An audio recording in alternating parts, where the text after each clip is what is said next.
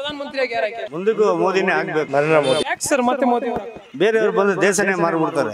ಇವಾಗ ಕರ್ನಾಟಕ ಮಾರ್ತಾವ್ರೆ. ಮೋದಿ ಇದ್ರೆ ಭಾರತ ಉಳಿತದೆ, ಒಳ್ಳೆ ಬೆಲೆ ಇರ್ತದೆ. ರಾಹುಲ್ ಗಾಂಧಿ ಅವ್ರಿಗೊಂದು ಅವಕಾಶ ಕೊಡ್ಬೇಕಾ ಬೇಡವಾ ಸರ್? ಬೇಡ ಸರ್, 50 ವರ್ಷನೇ ಇವ್ರು ಏನ್ ಮಾಡಕ್ ಆಗಿಲ್ಲ. ನರೇಂದ್ರ ಮೋದಿ ಅವರು ಮತ್ತೆ ಮುಂದಿನ ಅವಧಿಗೆ ಅವರು ಯಾಕೆ ಬೇಡ ಅಂತೀರಾ? ಕೊರೋನಾದಲ್ಲಿ 40 ಲಕ್ಷ ಕೋಟಿ ರಿಲೀಸ್ ಮಾಡಿದೆ ಅಂತ ಹೇಳ್ತಾರೆ. 40 ನಮ್ಮ ಇಂಡಿಯಾದಲ್ಲಿರೋ 130 ಕೋಟಿ ಜನ ಮಾತ್ರ ಯಾವ್ದಕ್ಕೆ ಯೂಸ್ ಮಾಡಿದ್ರೆ ಏನಂತ ಕೇಳ್ದಾಗ ಯಾರು ಕೇಳ್ದಾಗ ಹೇಳ್ಬೇಕಲ್ಲ. ಅದನ್ನ ಬಡವ್ರು ಹೆಂಗೋ ಬದುಕೊಂತಾರೆ, ಸೌಕರ್ಯ ಹೆಂಗೋ ಬದುಕೊಂತಾರೆ, ಮಿಡ್ಲಲ್ಲಿ ಇರೋರು ಬದುಕಕ್ ಆಗ್ತಾ ಇಲ್ಲ. ಅದರಿಂದ INDA ಮೈತ್ರಿಕೂಟವನ್ನು ಮಾಡ್ಕೊಂಡಿದ್ದಾರೆ. ಒಂದು ಮನೆಯಲ್ಲಿ ಅಣ್ಣ ತಂದಿದ್ರೆ ಚೆನ್ನಾಗಿರಲ್ಲ. ಇನ್ನು 26 ಪಕ್ಷದವರು ಒಂದೇ ಮನೇಲಿ ಇರಕ್ ಸಾಧ್ಯನಾ? ಆ ಮಲ್ಲಿಕಾರ್ಜುನ ಖರ್ಗೆನ ಬಲಿ ಪಶು ಮಾಡ್ತಾವ್ರೆ. ಸಿದ್ದರಾಮಯ್ಯನವರು ಮುಖ್ಯಮಂತ್ರಿ, ಇವರ ಕಾರ್ಯವೈಖರಿ ಹೇಗಿದೆ ಅಂತೀರಾ? ಫಸ್ಟ್ ಸಿದ್ದರಾಮಯ್ಯನ ಸೀಟ್ ಇಂದ ಇಳಿಸಕ್ ಹೇಳಿ ಯಾರನ್ನಾದ್ರು. ಆ ಅಪ್ಪನ್ ಒಬ್ಬನೇ ಡಿಸಿಷನ್ ತಗೊಳಕ್ ಆಗಲ್ಲ. ಬಿಜೆಪಿ ಮತ್ತೆ JDS ಮೈತ್ರಿ, ಅವ್ರಿಗೆ ನೆಲೆ ಸ್ಥಾನ ಇಲ್ಲ. ಇಲ್ಲಿ ಅವರು ಮೈತ್ರಿ ಮಾಡ್ಕೋಬಾರ್ದಾಗಿತ್ತು ಅಂತ ಕುಮಾರಸ್ವಾಮಿ ಅವರು. ಹೋದ್ಸಲಿ 5 ವರ್ಷ ಸಿದ್ದರಾಮಯ್ಯ ಅವರು ಇದ್ದಾಗ ಮಾಡಿದ ಕೆಲಸಗಳು ಒಳ್ಳೊಳ್ಳೆ ಕೆಲಸಗಳು ಮಾಡಿದ್ದಾರೆ. ಬಟ್ ಅವರು ಡೈರೆಕ್ಟ್ ವ್ಯಕ್ತಿ, ಅದು ಕೆಲವೊಬ್ರಿಗೆ ಇಷ್ಟ ಆಗಲ್ಲ. ನಮಸ್ಕಾರ, ನಿಮ್ ಪ್ರಕಾರ ಪ್ರಧಾನಮಂತ್ರಿಯಾಗಿ ಯಾರು ಆಯ್ಕೆ ಆಗ್ಬೇಕು ಸರ್? ಮುಂದಕ್ಕೂ ಮೋದಿನೇ ಆಗ್ಬೇಕು. ಮತ್ತೆ ಮೋದಿನೇ ಆಗ್ಬೇಕು. ಯಾಕೆ ಸರ್ ಮತ್ತೆ ಮೋದಿ ಅವರು ಆಗ್ಬೇಕು? ಬೇರೆಯವ್ರು ಬಂದು ದೇಶನೇ ಮಾರ್ಬಿಡ್ತಾರೆ. ಇವಾಗ ಕರ್ನಾಟಕ ಮಾರ್ತಾವ್ರೆ, ಬೇರೆಯವ್ರು ಬಂದು ಇಂಡಿಯಾನೇ ಮಾರ್ಬಿಡ್ತಾರೆ. ಮೋದಿ ಇದ್ರೆ ಭಾರತ ಉಳಿತದೆ, ಒಳ್ಳೆ ಬೆಲೆ ಇರ್ತದೆ. ಅದರಿಂದ ಮತ್ತೆ ಪ್ರಧಾನಿ ಮೋದಿಯವ್ರು ಯಾವ್ದ್ರೆ ಒಳ್ಳೇದು ನಮಗೆಲ್ಲ. ಫಸ್ಟ್ ಸಿದ್ದರಾಮಯ್ಯನ ಸೀಟಿಂದ ಇಳಿಸಕ್ಕೆ ಹೇಳಿ ಯಾರನ್ನಾದ್ರು. ಸರ್, ಈಗ ರಾಹುಲ್ ಗಾಂಧಿ ಅವರನ್ನ ಒಬ್ಬ ಯುವಶಕ್ತಿಯಾಗಿ ನೋಡೋದಾದ್ರೆ ರಾಹುಲ್ ಗಾಂಧಿ ಅವ್ರಿಗೊಂದು ಅವಕಾಶ ಕೊಡ್ಬೇಕಾ ಬೇಡವಾ ಸರ್? ಬೇಡ ಸರ್, ಅವ್ರು ಇಷ್ಟು 60 ವರ್ಷ ಇದರಲ್ಲಿ 50 ವರ್ಷ ಕಾಂಗ್ರೆಸ್ಸೇ ಆಳಿದ್ದು, ಹೌದಲ್ವೇ? ಇವಾಗ ತಂದೆ ಮಾಡಿದ್ದು ಮಗನೇ ಮಾಡೋದು. ಮಗನ ಎಷ್ಟು ಅಷ್ಟೇ ಮಾಡ್ತಾನೆ. 50 ವರ್ಷ ಏನೂ ಮಾಡದೇ ಇರೋದು ಈ ಮನುಷ್ಯ ಬಂದು 10 ವರ್ಷದಲ್ಲಿ ಎಷ್ಟು ಬೇಕೋ 50 ವರ್ಷದ ಸಾಧನೆ ಮಾಡಿಬಿಟ್ಟವ್ರೆ ಯಾರೋ ಮೋದಿ. ಇವ್ರು ಈಗ ಬಂದು ಏನು ಮಾಡೋದಕ್ಕೆ ಸಾಧ್ಯ? 50 ವರ್ಷನೇ ಇವ್ರು ಏನು ಮಾಡೋಕ್ಕಾಗಿಲ್ಲ. ಇನ್ನು ಇವ್ರು ಬಂದು ಏನು ಮಾಡೋಕ್ಕಾಯ್ತದೆ? ಅದರಿಂದ ಅವರೇ ಇನ್ನೊಂದು 5 ವರ್ಷ ಇದ್ದರೆ ದೇಶ ಭಾರತ ಸುಭಿಕ್ಷವಾಗಿರುತ್ತೆ ಅಂತ ನನ್ನ ಅಭಿಪ್ರಾಯ. ಸರ್, ಈಗ INDA ಮೈತ್ರಿಕೂಟವನ್ನು ಮಾಡ್ಕೊಂಡಿದ್ದಾರೆ NDA ವಿರೋಧವಾಗಿ ಗೆಲ್ಲೋಕ್ಕಾಗಿ. ಸರ್, ಈಗ ಪ್ರೆಸೆಂಟಾಗಿ ರೀಸೆಂಟಾಗಿ ಕೇಳ್ತಾ ಇರೋ ಒಂದು ಹೆಸರು ಅಂತಂದರೆ ಮಲ್ಲಿಕಾರ್ಜುನ ಖರ್ಗೆ ಅವರು ಪ್ರಧಾನಿ ಅಭ್ಯರ್ಥಿಯಾಗಿ ಏನು ಹೇಳ್ತೀರಾ? ದಲಿತ ಅಭ್ಯರ್ಥಿಯಾಗಿ ಪ್ರಧಾನಿ ಸ್ಥಾನಕ್ಕೆ ಮಲ್ಲಿಕಾರ್ಜುನ ಖರ್ಗೆನ ಆಯ್ಕೆ ಮಾಡಿದರೆ ತುಂಬ ಸಂತೋಷ. ಯಾಕೆಂದರೆ ಅನುಭವ ಇರೋ ವ್ಯಕ್ತಿ, ಸುಮಾರು ವರ್ಷಗಳಿಂದ ರಾಜಕೀಯದಲ್ಲಿ ಅನುಭವ ಇರೋ ವ್ಯಕ್ತಿ. ಅವ್ರನ್ನ ಅಭ್ಯರ್ಥಿಯಾಗಿ ಘೋಷಣೆ ಮಾಡಿರೋದಲ್ಲಿ ತಪ್ಪೇನಿಲ್ಲ, ಸಂತೋಷನೇ. ಆದರೆ ನಿಜವಾದ ಇದೇನು ಅಂದರೆ, ಒಂದು ಮನೆಯಲ್ಲಿ ಅಣ್ಣ ತಂದಿದ್ರೆ ಚೆನ್ನಾಗಿರಲ್ಲ. ಇನ್ನು 26 ಪಕ್ಷದವರು ಒಂದೇ ಮನೇಲಿ ಇರೋಕ್ಕೆ ಸಾಧ್ಯನಾ? ಅದರಿಂದ ಒಂದಲ್ಲ ಒಂದು ಕಿತ್ತ. ಈಗಲೇ ಮಮತಾ ಬ್ಯಾನರ್ಜಿಯವರು ಮಲ್ಲಿಕಾರ್ಜುನ ಖರ್ಗೆ ಆಗು ಅಂತ ಹೇಳ್ತಾವ್ರೆ, ಯಾರೋ ಪ್ರಧಾನಮಂತ್ರಿಯಾಗಿ. ಈ ಲಾಲು ಪ್ರಸಾದ್ ಯಾದವ್ ಇನ್ನೊಬ್ಬರು ಅವರೇ ಹೈಕಮಾಂಡ್ ಥರ ಅವ್ರು ಮಾತಾಡ್ತಾವ್ರೆ. ಹಿಂಗಿರ್ಬೇಕಾದ್ರೆ ಪಾಪ ಆ ಮಲ್ಲಿಕಾರ್ಜುನ ಖರ್ಗೆನ ಬಲಿ ಪಶು ಮಾಡ್ತಾವ್ರೆ ಅಷ್ಟೇ ನನ್ನ ಅಭಿಪ್ರಾಯ. ಅವ್ರನ್ನ ಬಲಿ ಪಶು ಆಗಿ ಮಾಡಿ ಮುಂದೆ ತಳ್ಳಿ ಬಿಟ್ಬಿಟ್ಟವ್ರೆ. ಆ ಅಪ್ಪನ ಹಣೆ ಬರ ಏನೋ ಗೊತ್ತಾಗಿಲ್ಲ, ಮುಂದಕ್ಕೆ ದೇವ್ರಿಚ್ಛೆ. ಸೊ ಹಾಗಿದ್ರೆ ಈಗ NDA ಸರ್ಕಾರದ ವಿರುದ್ಧ ಈ ಒಂದು INDA ಮೈತ್ರಿಕೂಟ ವರ್ಕೌಟ್ ಆಗಲ್ವಾ ಸರ್? ಇವ್ರ ಮೈತ್ರಿ ಹೇಗೆ? ಖಂಡಿತ ವರ್ಕೌಟ್ ಆಗಲ್ಲ ಸರ್. ನಾನು ಆಗಲೇ ಹೇಳ್ದಂಗೆ, ಒಂದು ಮನೇಲಿ ಅಪ್ಪ 4 ಜನ ಮಕ್ಕಳಿದ್ರೇ 4 ಮನೆ ಆಗ್ಬಿಟ್ಟಿರ್ತದೆ ಆಲ್ರೆಡಿ. ಇನ್ನು ಇವ್ರು 26 ಜನ ಸೇರಿಕೊಂಡು ಒಂದು ಪಕ್ಷ ಕಟ್ಕೊಂಡು ಅದು ಒಬ್ಬ ಅನುಭವ ಇರೋ ವ್ಯಕ್ತಿನ ಮುಂದೆ ತಳ್ಳಿಬಿಟ್ಟು ಹಿಂದೆ ಕಿತ್ತಾಡ್ತಾವ್ರೆ. ಅಯ್ಯಪ್ಪ ಅವನ ಹಣೆ ಬರ ಏನಾಗುತ್ತೋ ಏನು, ಅದಂತೂ ಹೇಳೋಕ್ಕಾಗಲ್ಲ. ಸೊ ಈಗ ರಾಷ್ಟ್ರ ರಾಜಕಾರಣದಲ್ಲಿ ಮೈತ್ರಿ ಈ ಥರ ಆದರೆ ರಾಜ್ಯದಲ್ಲಿ ಲೋಕಸಭೆಗಾಗಿ BJP ಮತ್ತು JDS ಮೈತ್ರಿ, ಇದಕ್ಕೇನು ಹೇಳ್ತೀರಾ ಸರ್? ಇದು BJP JDS ಅದೊಂದು ಪ್ರಾದೇಶಿಕ ಪಕ್ಷ, ಅದು JDS. ಅವ್ರಿಗೆ ನೆಲೆ ಸ್ಥಾನ ಇಲ್ಲ ಇಲ್ಲಿ. ಆದ್ದರಿಂದ ಅವ್ರಿಗೆ ಸಪೋರ್ಟ್ ಕೊಡುವಂಥ ಅವಶ್ಯಕತೆ ಇದ್ದೇ ಇದೆ. ಅದರಿಂದ ಅವರು BJPಗೆ ತಮ್ಮ ಅಭಿಪ್ರಾಯ ತಿಳಿಸಿದ್ದಾರೆ. ಅದ್ರಲ್ಲಿ ತಪ್ಪೇನಿದೆ? ಇವಾಗ ನನಗೆಲ್ಲ ಅನುಕೂಲ ಇದೆ ಅಲ್ಲೋಗಿ ಸೇರ್ಕೊಳ್ಳೋದು ಒಂದು ಅಭಿಪ್ರಾಯ ನನಗೂ ಇರುತ್ತೆ. ಅದೇ ತರಹ ಅವರು BJPಗೆ ಸಹಾಯ ಮಾಡಲಿಕ್ಕೆ ಮುಂದೆ ಬಂದಿದ್ದಾರೆ. ಅದರಿಂದ ಸಂತೋಷ ಪಡೋಂಥ ವಿಚಾರ. ಸರ್, ಇವಾಗ JDSಗೆ BJPಯಿಂದ ಅನುಕೂಲ ಆಗೋದು ಅಥವಾ BJPಗೆ JDSಯಿಂದ ಅನುಕೂಲ ಆಗ್ತದೆ? ಇವಾಗ JDSಯಿಂದ BJPಗೆ ಅನುಕೂಲ ಆಗಿ ಆಗುತ್ತೆ. ಅನುಕೂಲ ಆಗಿ ಆಗುತ್ತೆ. ಒಟ್ಟಾರೆ ಈ ಮೈತ್ರಿ ವರ್ಕೌಟ್ ಆಗುತ್ತೆ ಅಂತೀರಾ ರಾಜ್ಯದಲ್ಲಿ? ಇದು ಇಂಡಿಯಾ ಮೈತ್ರಿ ವರ್ಕೌಟ್ ಆಗಲ್ಲ. ಬೇಕಾದ್ರೆ ರಾಜ್ಯದಲ್ಲಿ JDS ವರ್ಕ್ ಆಗುತ್ತೆ, ಕೆಲಸ ಮಾಡುತ್ತೆ. ನಿಮ್ಮ ಪ್ರಕಾರ, ನಿಮ್ಮ ಅಭಿಪ್ರಾಯದ ಪ್ರಕಾರ ಹೋದರೆ ಎಷ್ಟು ಕ್ಷೇತ್ರ ಗೆಲ್ಬೋದು? ಆಲ್ರೆಡಿ BJP ಇವಾಗಲೇ ಇರೋದು 25 ಸೀಟ್ ಇದೆ. ಇದು MP ಎಲೆಕ್ಷನ್ದು. ಕನಿಷ್ಠ ಪಕ್ಷ ಇವರವರು ಅವರೆಲ್ಲ ಮಾಡೋ ಒಂದು 20 ಸೀಟ್ ಅಂತೂ ಬಂದೇ ಬರುತ್ತೆ, ಒಂದು 8 ಸೀಟ್ ಹೊರಗಡೆ ಹೋಗ್ಬೋದು. ಈಗ ರಾಜ್ಯದ ವಿಚಾರಕ್ಕೆ ಬರೋಕೆ ಹೋದ್ರೆ ರಾಜ್ಯದಲ್ಲಿ ಕಾಂಗ್ರೆಸ್ ಆಡಳಿತ ನಡೆಸ್ತಿರೋದು, ಸಿದ್ದರಾಮಯ್ಯನವರು ಮುಖ್ಯಮಂತ್ರಿ, ಇವರ ಕಾರ್ಯವೈಖರಿ ಹೇಗಿದೆ ಅಂತೀರ ನೀವು? ಅಲ್ಲ, ಸಿದ್ದರಾಮಯ್ಯನವರು ಬಹುವಚನದಿಂದ ಅವರೊಬ್ಬರೇ ಸಿ ಎಮ್ ಆಗಿದ್ದರೆ ಗಡತ್ತಾಗಿ ಮಾಡಿರೋ ಅಧಿಕಾರ. ಈಗ ಅವ್ರೇನಾಗಿದೆ 50-50 ಅವರೇ. ಈಗ ಏನೇ ಮಾಡಬೇಕು ಅಂದರೂ DKC ಅನ್ನು ಕೇಳಲೇಬೇಕು. ಯಾಕೆಂದ್ರೆ ಅವ್ರಿಗೆ ಡೆಪ್ಟಿ ಸಿ ಎಮ್ ಅವ್ರೂ ಅಲ್ವೇ, ಅವ್ರಿಗೂ ಒಂದು ಮಾತು ಬೆಲೆ ಕೊಡಬೇಕು ಸಿದ್ದರಾಮಯ್ಯವರು. ಮೊದಲು 5 ವರ್ಷ ಸಿದ್ದರಾಮಯ್ಯವರು ಆಡಳಿತ ಮಾಡಿದಾಗ ಎಷ್ಟು ಕಟ್ಟುನಿಟ್ಟಾಗಿ ಮಾಡಿದ್ರು, ಯಾವ ತೊಂದರೆನೂ ಇಲ್ಲ, ಯಾವ ಇದು ಅಡೆಚಡೆಗಳೂ ಇರಲಿಲ್ಲ, ಸಾರ್ವಜನಿಕರಿಗೆ ಏನು ಅನುಕೂಲ ಬೇಕೆಲ್ಲ ಮಾಡಿದರು. ಈಗೇನಾಗಿದೆ ಅಂದರೆ ಇಬ್ಬರು ಇರೋದ್ರಿಂದ ಆ ಅಪ್ಪನ ಒಬ್ಬನೇ ಡಿಸಿಷನ್ ತೊಗೊಳಕ್ಕಾಗಲ್ಲ, ಇನ್ನೊಬ್ಬ DKCನೂ ಕೇಳಬೇಕು. ಇನ್ನೊಂದು ಏನಂದರೆ ಈಗ ನಮ್ಮಂಥವ್ರಿಗೆಲ್ಲ ತುಂಬ ಇದಾಗ್ಬಿಟ್ಟಿದೆ, ತೊಂದರೆಗಳಾಗಿದೆ. ಅದು ಸಿದ್ದರಾಮಯ್ಯನೂ ಮಾಡಿದಂಥ ಒಂದು ಇದೆಲ್ಲ ಪಕ್ಷ ಮಾಡಿರೋದು. ಅದ್ರಲ್ಲಿ ಸಿದ್ದರಾಮಯ್ಯನೂ ಒಬ್ಬರು, ಪಕ್ಷದಲ್ಲಿ ಒಬ್ಬರು, ಪಕ್ಷ ಏನು ಹೇಳುತ್ತೆ ಸಿದ್ದರಾಮಯ್ಯ ಕೇಳ್ತಾರೆ. ಸರ್, ಹಾಗಿದ್ರೆ DCM ಆಗಿರುವಂಥ DK ಶಿವಕುಮಾರ್ ಅವರು CM ಆಗಬೇಕಾ ಅಥವಾ ಸಿದ್ದರಾಮಯ್ಯನವರೇ CM ಆಗಿ ಮುಂದುವರಿಬೇಕಾ? ಅದು ಹೈಕಮಾಂಡಿಗೆ ಬಿಟ್ಟು ವಿಚಾರ. ಅದು ಅವರು ಒಳಗಡೆ ಏನೇನು ಇದೆಯೋ ಅನ್ನೋದು ನಮಗೆ ತಿಳಿದಿಲ್ವಲ್ಲ, ಅದರಿಂದ ಅದು ಮಾತಾಡೋದು ತಪ್ಪಾಗುತ್ತೆ. ಅದು ಅವರು CM ಆಗೋದು ಬಿಡೋದು ಹೈಕಮಾಂಡಿಗೆ ಸೇರಿದ್ದು. ಅವ್ರು ಮನಸ್ಸು ಮಾಡಿದ್ರೆ ಬೇಕಾದ್ರೆ ಬರೋ ತಿಂಗಳೇ CM ಮಾಡಿಬಿಡ್ಬೋದು DK ಶಿವಕುಮಾರ್ನ. ಅದು ಅವ್ರ ಕೈಲಿರೋದ್ರಿಂದ ನಾವು ಡಿಸಿಷನ್ ಏನು ಹೇಳೋಕ್ಕಾಗಲ್ಲ. ಇವರೇ ಆಗಬೇಕು ಅಂತ ಒಳ್ಳೇದು ಯಾರು ಕೆಲಸ ಮಾಡಿದ್ರು ಸರಿನೇ, ಯಾರು ಬೇಕಾದ್ರೂ ಆಗ್ಬೋದು. ಕೆಲಸ ಒಳ್ಳೆ ಕೆಲಸ ಯಾರು ಮಾಡ್ತಾರೆ ಅವರಾದ್ರೂ ಒಳ್ಳೇದು. ಪಂಚ ಯೋಜನೆಗಳು ಏನಿದೆಯಲ್ಲ, ಇದನ್ನ ಪಂಚರಾಜ್ಯದಲ್ಲೂ ಕೂಡ ಎಲ್ಲ ಪಕ್ಷಗಳು ಕೂಡ ಬಳಸ್ಕೊಂತು. ಈಗ ಪ್ರೆಸೆಂಟ್ಲಿ ಕರ್ನಾಟಕ ರಾಜ್ಯದಲ್ಲಿ ಜಾರಿಯಲ್ಲಿ ಇರುವಂಥದ್ದು, ಇದರಿಂದ ಜನಕ್ಕೆ ಅನುಕೂಲ ಆಗ್ತಿದೆಯಾ ಇಲ್ವಾ ಸರ್? ಸರ್, ಇದು ಅನನುಕೂಲನೇ ಜಾಸ್ತಿ, ಅನುಕೂಲಕ್ಕಿಂತ ಅನನುಕೂಲನೇ ಜಾಸ್ತಿ. ಇವಾಗ ಉದಾಹರಣೆಗೆ ನಾವು ಆಟೋ ಡ್ರೈವರ್ಗಳು ಅವಾಗ ಹಿಂದೆ ಒಂದು 500-600 ರೂಪಾಯಿ ಸಂಪಾದನೆ ಮಾಡ್ತಾಯಿದ್ದು, ಹೆಂಡತಿ ಮಕ್ಕಳು ಸಾಕ್ತಾಯಿದ್ದು ಎಲ್ಲ ಜನ. ಈಗ 100 ರೂಪಾಯಿ ಮಾಡೋದೇ ಕಷ್ಟ ಆಗಿರೋದ್ರಿಂದ ಇಲ್ಲಿ ಅನುಕೂಲ ಎಲ್ಲಿ ಬರುತ್ತೆ, ಅನನುಕೂಲನೇ ತಾನೆ. ಇವಾಗ ಕಾರಣ ಏನಂದರೆ ಬಸ್ ಫ್ರೀ ಬಿಟ್ಟರು, ಒಲ್ಲಿ KSRTC ಒಂದು ಬಿಟ್ಟು BMTC ಯಾರು ಬಿಟ್ಟಿದ್ರೆ ಚೆನ್ನಾಗಿತ್ತು, ಎರಡೂ ಫ್ರೀ ಬಿಟ್ಟರು. ಇವಾಗ ಎಲ್ಲಿ ಬೇಕಾದ್ರೂ ಹೋಗ್ತಾರೆ, ಎಲ್ಲಿ ಬೇಕಾದ್ರೂ ಬರ್ತಾರೆ. ಈ ಆಟೋ ಯಾರು ಹತ್ತಾರೆ ಸರ್? ಈಗ ಈ ಶಕ್ತಿ ಯೋಜನೆಯಿಂದ, ಪರ್ಟಿಕ್ಯುಲರ್ಲಿ ಶಕ್ತಿ ಯೋಜನೆಯಿಂದ ಆಟೋದವ್ರಿಗೆ ತೊಂದರೆ ಆಯಿತು ಅಂತ ತಾವು ಹೇಳ್ತಾ ಇರೋದು. ಆಟೋದವರು ಆಲ್ಮೋಸ್ಟ್ ಎಲ್ಲರೂ ಅದೇ ಹಾಗೆ ಹೇಳ್ತಿರೋದು. ಬಟ್ ಪರ್ಟಿಕ್ಯುಲರ್ಲಿ ಆ ಒಂದು ಯೋಜನೆ ಸರಿ ಇಲ್ವಾ ಅಥವಾ ಮಾಡಿರೋ ಉಚಿತ ಯೋಜನೆಗಳು ಯಾವುದು ಸರಿ ಇಲ್ವಾ? ನನ್ನ ಅಭಿಪ್ರಾಯ ಪ್ರಕಾರ ಇವರು ಮಾಡಿರೋದು ಉಚಿತ ಯೋಜನೆಗಳು ಎಲ್ಲ ತಪ್ಪೆ. ಇವಾಗ ಅದು ಮಾಡೋ ಬದಲು ಇವಾಗ ಮೆಡಿಕಲ್ಲು, ಹಾಸ್ಪಿಟಲ್ಲು, ಫ್ರೀ ಎಜುಕೇಷನ್ ಇವೆರಡು ಕೊಟ್ಟಿದ್ದಿದ್ರೆ ಅದು ಪ್ರಪಂಚಕ್ಕೂ ಅನುಕೂಲ ಆಗಿರೋದು, ಸಾರ್ವಜನಿಕರಿಗೂ ಅನುಕೂಲ ಆಗಿರೋದು. ಅದು ಬಿಟ್ಟು ಇದು 5 ಯೋಜನೆ ಕೊಡೋದಕ್ಕಿಂತ ಇವಾಗ ಆಸ್ಪತ್ರೆ ಅದು ಫ್ರೀ ಮಾಡಿಬಿಡಿ, ಅವರೆಲ್ಲ ಟ್ರೀಟ್ಮೆಂಟ್ ತೊಗೊಳ್ಳಿ. ಯಾವ ಹಾಸ್ಪಿಟ್ಲಿಗೆ ನಾವು ಹೋಗಲಿ, ಗೌರ್ಮೆಂಟ್ಗೆ ಹೋಗಲಿ, ಪ್ರೈವೇಟ್ಗೆ ಹೋಗಲಿ, ಫ್ರೀ ಟ್ರೀಟ್ಮೆಂಟು ಜೊತೆಗೆ ಉಚಿತ ವಿದ್ಯಾಭ್ಯಾಸ ಇವೆರಡು ಕೊಟ್ಟುಬಿಟ್ಟಿದ್ರೆ ಮುಂದೆ ಯಾರಿಗೂ ತೊಂದರೆ ಆಯ್ತಿರ್ಲಿಲ್ಲ. ನನ್ನ ಹೆಚ್ಚಿನ ಸಾರ್ವಜನಿಕರು ಕೇಳುವಂಥದ್ದು ಶಿಕ್ಷಣ ಮತ್ತು ವೈದ್ಯಕೀಯವನ್ನ. ಸರ್, ಈಗ ಈ ಯೋಜನೆಗಳನ್ನು ಸೈಡಿಗೆ ಇಡೋದಾದರೆ ನಿಮ್ಮ ಪ್ರಕಾರ ಯಾವೆಲ್ಲ ಅಭಿವೃದ್ಧಿ ಕೆಲಸಗಳಾಗಬೇಕು ರಾಜ್ಯ ಸರ್ಕಾರದಿಂದ ಮತ್ತು ಕೇಂದ್ರ ಸರ್ಕಾರದಿಂದ? ಸರ್, ಎರಡೂ ಅಷ್ಟೇ ಒಂದೇ ಸರ್. ಇವಾಗ ಮೆಡಿಕಲ್ ಫ್ರೀ ಬಿಟ್ಟರೆ ಇವಾಗ ಪ್ರಪಂಚದಲ್ಲಿ ಲಕ್ಷಾಂತರ ಜನ ಆರೋಗ್ಯ ಕೆಡಿಸ್ಕೊಂಡ್ರು ಅವರೇ. ಆದ್ದರಿಂದ ಇವರು ಫ್ರೀ ಬಿಡಬೇಕಾದ್ರೆ 2 ಐಟಮು, ಒಂದು ಮೆಡಿಕಲ್ಲು, ಒಂದು ವಿದ್ಯಾಭ್ಯಾಸ. ಅಭಿವೃದ್ಧಿ ಕೆಲಸಗಳು ಅಂತ ನೋಡೋದಾದ್ರೆ ಬೇರೆ ಯಾವುದಾದ್ರೂ ಮಾಮೂಲಿ ರಸ್ತೆ ಕ್ಲೀನಾಗಿ ಇಡೋದು, ಈ ಫ್ಲೇವರಿಗೆ ಅನನುಕೂಲಗಳು ಎಲ್ಲಿದೆ ಅಲ್ಲೆಲ್ಲ ಫ್ಲೇವರ್ಗಳು ಕಟ್ಟಿ ಸಾರ್ವಜನಿಕರಿಗೆಲ್ಲ ಫ್ರೀ ಮಾಡಿದ್ರೆ ಅದು ಒಂಥರ ಅಭಿಪ್ರಾಯ ಆಗುತ್ತೆ. ನಮಸ್ಕಾರ ಸರ್, ನಿಮ್ಮ ಪ್ರಕಾರ ಪ್ರಧಾನಮಂತ್ರಿಯಾಗಿ ಯಾರು ಆಯ್ಕೆ ಆಗ್ಬೇಕು ಸರ್? ಪ್ರಧಾನಮಂತ್ರಿಯಾಗಿ ಈಗಿನ ಲೆಕ್ಕಾಚಾರಕ್ಕೆ ರಾಹುಲ್ ಗಾಂಧಿ ಆದರೆ ಚೆನ್ನಾಗಿರ್ತದೆ ಅಂತ ಸರ್. ರಾಹುಲ್ ಗಾಂಧಿ ಅವರು ಯಾಕೆ ಸರ್ ರಾಹುಲ್ ಗಾಂಧಿ ಅವರು ಆಗಬೇಕು ಸರ್? ಈಗ 10-15 ವರ್ಷದಿಂದ ಕೊರೋನಾ ಮತ್ತೊಂದರಿಂದ ಜನ ಬೇಸತ್ತೋಗಿದ್ದಾರೆ. ಅದರಿಂದ ಮುಂದಕ್ಕಾದರೂ ಏನಾದರೂ ಒಳ್ಳೇದಾಗಲಿ ಅಂತ ಈಗ ಇರೋ ರೇಟ್ಗಳಿಗೆ ಯಾರೂ ಬದುಕೋಕ್ಕಾಗ್ತಾ ಇಲ್ಲ, ತುಂಬ ತೊಂದರೆ ಅನುಭವಿಸ್ತಾ ಇದ್ದಾರೆ. ಅದರಿಂದ ರಾಹುಲ್ ಗಾಂಧಿ ಆದರೆ ಚೆನ್ನಾಗಿರ್ತದೆ ಅಂತ ನಮ್ಮ ಅನಿಸಿಕೆ. ಎಲ್ಲ ಜನಗಳು ಅಭಿಪ್ರಾಯನೂ ಅದೇ ಥರ ಇದೆ. ಈಗ ಸ್ಟೇಟ್ ಎಲೆಕ್ಷನ್ಗಳು ಬಗ್ಗೆ ಎಲ್ಲ ಯೋಚನೆ ಮಾಡಿದ್ರೆ ಆ ಥರ ಇದೆ ಅಂತ. ಸೊ ರಾಹುಲ್ ಗಾಂಧಿ ಅವರು ಆಗಬೇಕು ಅಂದರೆ ನರೇಂದ್ರ ಮೋದಿ ಅವರು ಪ್ರಧಾನಿಯಾಗಿ 2 ಅವಧಿಗೆ ಆಯ್ಕೆ ಆಗಿದ್ರು, ಮತ್ತೆ ಮುಂದಿನ ಅವಧಿಗೆ ಅವರು ಯಾಕೆ ಬೇಡ ಅಂತೀರಾ? ಅವರ ಆಯ್ಕೆ ಯಾಕೆ ಬೇಡ ಅಂತೀರಾ? ಸರ್, ಯಾಕೆ ಅಂದರೆ ಕೊರೋನಾದಲ್ಲಿ 40 ಲಕ್ಷ ಕೋಟಿ ರಿಲೀಸ್ ಮಾಡಿದೆ ಅಂತ ಹೇಳ್ತಾರೆ. 40 ನಮ್ಮ ಇಂಡಿಯಾದಲ್ಲಿರೋ 130 ಕೋಟಿ ಜನ ಮಾತ್ರ.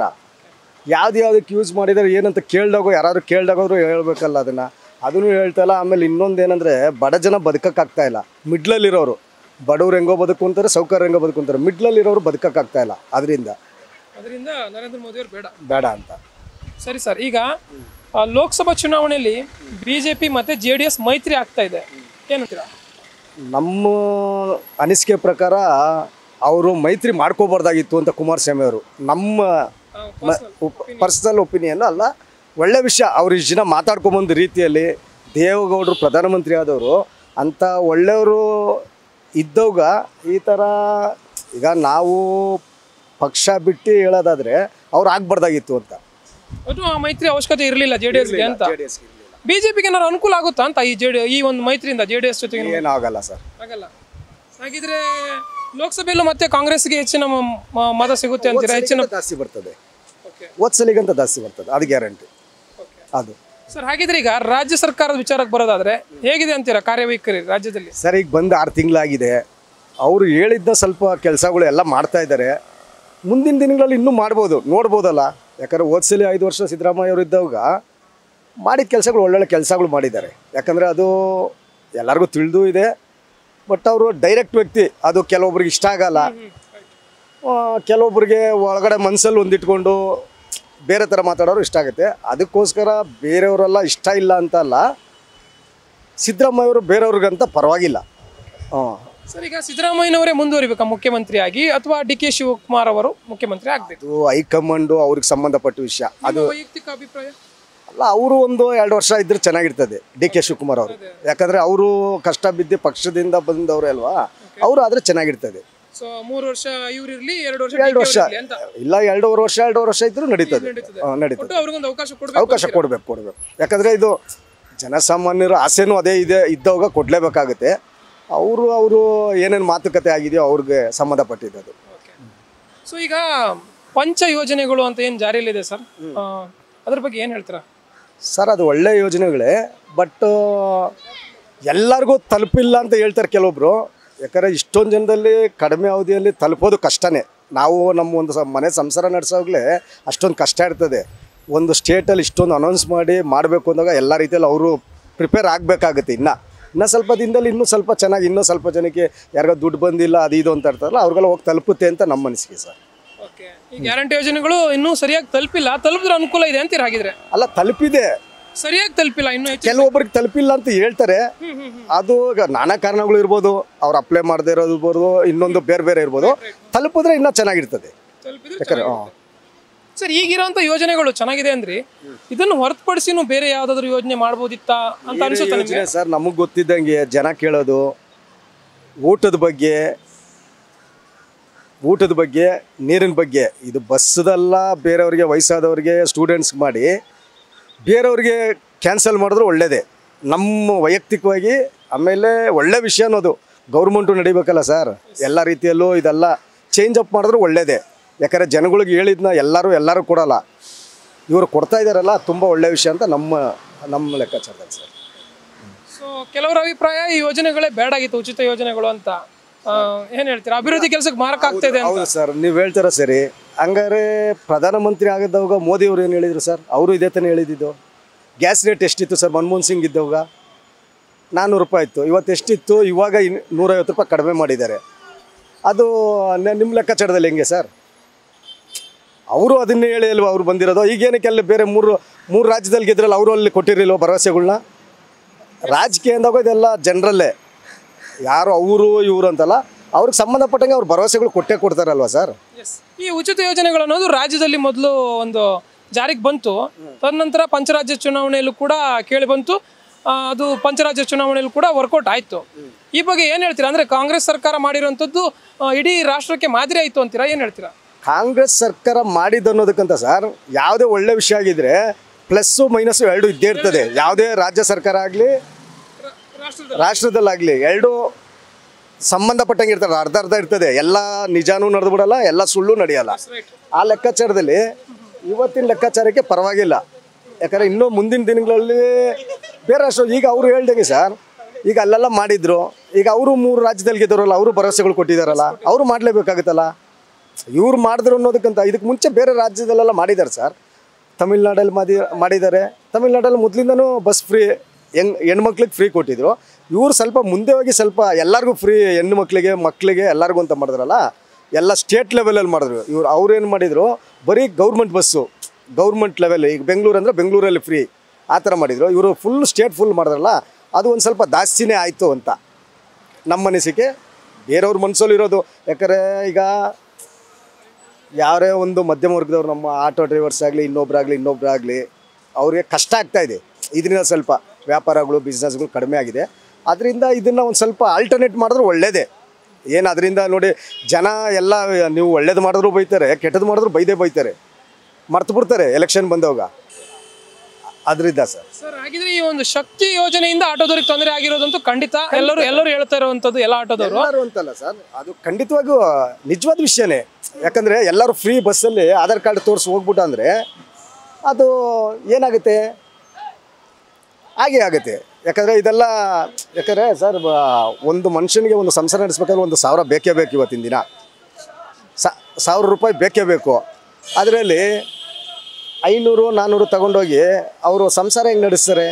ಆಟೋ ಡ್ರೈವರ್ಸ್ ಆಗಲಿ, ಮಧ್ಯಮ ವರ್ಗದವ್ರು ಎಲ್ಲರೂ ಅಷ್ಟೇ ಸರ್, ಯಾರಿಗೂ ಯಾವುದೋ ಬಿಸ್ನೆಸ್ ಇಲ್ಲ, ಆ ಥರ ನಡೀತೈತೆ. ಯಾವ ಲೆಕ್ಕಾಚಾರಕ್ಕೂ ಆ ಥರ ಬಿಸ್ನೆಸ್ ನಡೀತಾ ಇಲ್ಲ. ಅದರಿಂದ ಇದು ಆಲ್ಟರ್ನೇಟ್ ಮಾಡಿದ್ರೆ ಒಳ್ಳೆಯದೇ ಸ್ವಲ್ಪ. ಸರ್ ಅದೇ ನನ್ನ ಪ್ರಶ್ನೆ, ಆಟೋದವರಿಗೆ ಈ ಶಕ್ತಿ ಯೋಜನೆಯಿಂದ ಏನಾದರೂ ಸ್ವಲ್ಪ ಪ್ರಾಬ್ಲಮ್ ಆಗಿರ್ಬೋದು, ಬಟ್ ಉಳಿದ ಯೋಜನೆಗಳ ಬಗ್ಗೆ ಏನು ಹೇಳ್ತೀರಾ ಅಂತ? ಉಳಿದ ಯೋಜನೆಗಳು ಸರ್ ಎಷ್ಟು ಜನಕ್ಕೆ ತಲುಪಿದೆ ಅಂತ ನಮ್ಗೆ ಅದ್ರ ಬಗ್ಗೆ ವೈಯಕ್ತಿಕವಾಗಿ, ಆಮೇಲೆ ಇಷ್ಟೇ ಜನಕ್ಕೆ ತಲುಪಿದೆ ಅಂತ ಗೊತ್ತಿಲ್ಲ. ಮುಂದಿನ ದಿನಲ್ಲಿ ಗೊತ್ತಾಗುತ್ತಲ್ಲ, ಅವಾಗ ಜನಗಳೇ ಅದನ್ನು ಯಾವುದು ಇನ್ನೂ ಸ್ವಲ್ಪ ಚೇಂಜ್ ಮಾಡ್ಬೋದು ಅದ್ರ ಬಗ್ಗೆ ಎಲ್ಲ ಹೇಳ್ತಾರೆ ಸರ್. ಜನಗಳು ಹೇಳ್ತಾರೆ. ಯಾಕಂದರೆ ಇವತ್ತಿಗೆ ಮುಗ್ದೋಗಲ್ಲ ಇದು, ಇನ್ನೂ ಈಗ 6 ತಿಂಗಳಾಗಿದೆ, ಇನ್ನೊಂದು ವರ್ಷ ಆಗ್ತಿದ್ದಂಗೆ ಹೇಳ್ತಾರೆ ಸರ್. ಎಸ್, ನಮಸ್ಕಾರ ಸರ್. ನಿಮ್ಮ ಪ್ರಕಾರ ಪ್ರಧಾನಮಂತ್ರಿಯಾಗಿ ಯಾರು ಆಯ್ಕೆ ಆಗಬೇಕು? ನರೇಂದ್ರ ಮೋದಿ. ನರೇಂದ್ರ ಮೋದಿ ಅವ್ರು ಯಾಕೆ? ಎಲ್ಲ ಯೂತ್ಗೆಲ್ಲ ಒಳ್ಳೆಯದು. ಯಾಕೆಂದರೆ ಈಗಿನ ಇಂಡಿಯಾದಲ್ಲಿ ಒಳ್ಳೆ ಹೆಸರಿದೆ ಅವರು ಅಂದರೆ, ಅವರೇ ಆಗಬೇಕು ಅಂತ. ಎಲ್ಲ ನಮ್ಮ ಇಂಡಿಯಾ ಎಲ್ಲ ನೋಡೋ, ಬೇರೆ ದೇಶದವರೆಲ್ಲ ತಿರುಗಿ ನೋಡೋ ಥರ ಮಾಡಿದ್ದಾರೆ. ಅದಕ್ಕೋಸ್ಕರ ನರೇಂದ್ರ ಮೋದಿ ಅವರೇ ಆಗಬೇಕು ಅಂತ. ಹಾಂ, ಇವಾಗ ಯುವ ಶಕ್ತಿಯಾಗಿ ರಾಹುಲ್ ಗಾಂಧಿ ಅವರನ್ನು ನೋಡೋದಾದರೆ ಅವರಿಗೊಂದು ಪ್ರಧಾನಿಯಾಗಿ ಒಂದು ಅವಕಾಶ ಕೊಡಬೇಕಾ? ಹೇಗೆ ಅದು ಜನಗಳು ಡಿಸೈಡ್ ಮಾಡಬೇಕು. ನಾವು ಹೇಳೋದು ಆಗಲ್ಲ. ನಮಗಂದ್ರೆ ಮೋದಿನೇ ಬರಬೇಕು ಅಂತ. ಮೋದಿನೇ ಬರಬೇಕು. ಓಕೆ. ಸೊ ಈಗ ರಾಜ್ಯ ಸರ್ಕಾರವನ್ನು ಗಮನಿಸೋದಾದರೆ ಹೇಗಿದೆ ಅಂತೀರಾ ಕಾರ್ಯವೈಖರಿ ರಾಜ್ಯ ಸರ್ಕಾರದ್ದು? ಪರವಾಗಿಲ್ಲ, ಇಲ್ಲಿ ಕರ್ನಾಟಕದಲ್ಲಿ ಪರವಾಗಿಲ್ಲ. ಅಂದರೆ ಇಂಡಿಯಾ ಅಂತ ಬಂದರೆ ಮೋದಿ ಅವರು ಬರಬೇಕು. ಹಾಗೆ ರಾಷ್ಟ್ರ ಅಂತ ಬಂದಾಗ ಅಲ್ಲಿ ಈಗ ಸದ್ಯಕ್ಕೆ ಕಾಂಗ್ರೆಸ್ ಆಡಳಿತ ಒಪ್ಕೊಂಡಿದ್ದೀರಾ. ಸಿದ್ದರಾಮಯ್ಯನವ್ರ ಬಗ್ಗೆ ಏನು ಹೇಳ್ತೀರಾ? CM ಆಗಿ ಸಿದ್ದರಾಮಯ್ಯನವರು ಇದ್ದಾರೆ, ಪರವಾಗಿಲ್ಲ, ಕೆಲಸ ಮಾಡ್ತಾ ಇದ್ದಾರೆ. ಅವ್ರಿಗಿನ್ನ ಚಿಕ್ಕವರು, ಎಲ್ಲ ಮಾತಾಡೋಂಗೆ ಆಗಲ್ಲ. ಓಕೆ, ಪರವಾಗಿಲ್ಲ ಕರ್ನಾಟಕದಲ್ಲಿ. ಓಕೆ. ಈಗ ಪಂಚ ಯೋಜನೆಗಳು ಅಂತ ಏನು ಜಾರಿಯಲ್ಲಿದೆಯಲ್ಲ, ಉಚಿತ ಯೋಜನೆಗಳು, ಅದ್ರ ಬಗ್ಗೆ ಏನು ಹೇಳ್ತೀರಾ? ಜನಕ್ಕೆ ತಲುಪ್ತಾ ಇದೆಯಾ? ಅನುಕೂಲ ಇದೆಯಾ? ಪರವಾಗಿಲ್ಲ, ಎಲ್ಲ ತಲುಪ್ತಾ ಇದೆ, ಎಲ್ಲರಿಗೂ ತಲುಪ್ತಾ ಇದೆ, ಪರವಾಗಿಲ್ಲ. ಆದರೂ ನಮ್ಮದು ಏನೇ ಅಂದರೆ JDS. ಓಕೆನಾ? ಆದರೆ JDS ಆದರೆ JDS ಸರ್ಕಾರ ಆದರೂ ಏನಂದರೆ JDS ಬಂದರೆ ಚೆನ್ನಾಗಿತ್ತು ಅಂತ. JDS ಚೆನ್ನಾಗಿತ್ತು. ಈಗ ಲೋಕಸಭೆಗಾಗಿ BJP ಮತ್ತು JDS ಮೈತ್ರಿ ಮಾಡ್ಕೊಂಡಿದ್ದಾರಲ್ಲ, ಅದಕ್ಕೆ ಏನು ಹೇಳ್ತೀರಾ? BJP ಜೊತೆಗೆ ಹೋಗ್ತಾ ಇದ್ದಾರೆ JDS ಅವರು. ಪರವಾಗಿಲ್ಲ, ಮಾಡಲಿ. ಮೈತ್ರಿ ಡೌಟು, ನೋಡಬೇಕು. ಸರಿ, ನೀವು ಯಾವ ಊರಿಂದ ಬಂದಿರೋದು? ನಮ್ಮದು ತುಮಕೂರು. ನಾವಿಲ್ಲೇ ಫೋಟೋಗ್ರಾಫರ್ ಆಗಿ ಇಲ್ಲೇ ಕೆಲಸ ಮಾಡ್ತೀವಿ. ಅಲ್ಲೆಲ್ಲ ಹೇಗಿದೆ ಅಭಿವೃದ್ಧಿ ಕೆಲಸಗಳೆಲ್ಲ? ಸೊ ನಮ್ಮೂರಲ್ಲಿ JDS ಇದ್ದಿತ್ತು ಫಸ್ಟು, ಇವಾಗ ಕಾಂಗ್ರೆಸ್ ಜಂಪ್ ಆಗಿದೆ. ನಮ್ಮ ಗೌರಿಶಂಕರ್ ಅಂತ ಹೇಳಿ JDS ಅವರು ಇವಾಗ ಕಾಂಗ್ರೆಸ್ ಜಂಪ್ ಆಗಿದ್ದಾರೆ. ಪರವಾಗಿಲ್ಲ, ಅವರು ಚೆನ್ನಾಗಿ ಎಲ್ಲ ಕೆಲಸ ಮಾಡಿದ್ದಾರೆ. ನಮ್ಮ ಗ್ರಾಮಾಂತರ ಬಂದು JDS ಇದ್ದಿದ್ದು. BJP ಫಸ್ಟು ರನ್ನಿಂಗ್ ಇತ್ತು, ಸುರೇಶ್ ಗೌಡ್ರು ಆದಮೇಲೆ ಇವಾಗ ಕಾಂಗ್ರೆಸ್ ಬಂದಿದೆ.